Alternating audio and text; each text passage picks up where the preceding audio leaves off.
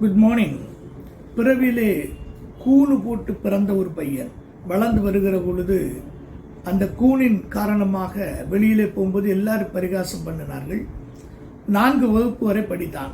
அதன் பிறகு பள்ளிக்கு செல்ல முடியவில்லை. கண்டவன் எல்லாருமே கேலி பண்ணி கூணா கூணா எல்லாம் கூப்பிடும்போது அவன் அருவருத்து இனி நான் படிக்கப் போகலை என்று அழுது விட்டான்.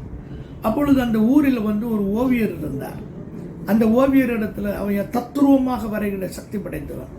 இப்போ அங்கே போயிட்டு அவன் கேட்டான், ஓவியரே என்ன கூண் இல்லாமல் ஒரு படம் வரைய முடியுமா, நிமிர்ந்து நேராக நிற்பது போலன்னு கேட்டான். உடனே வரைந்து தருகிறேன்னா அதை பார்க்கும்போது அவனுக்கு ரொம்ப சந்தோஷம்.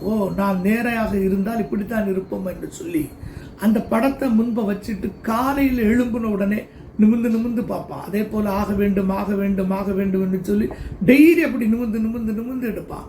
அது 1 வருடமானது, 2 வருடமானது. பைய அந்த கூணு நிமிர்ந்து நேராக வருகிறான். நேராக வந்து உலகத்தையே ஒரு பெரிய ஒரு அழகனாக மாறுகிறான்.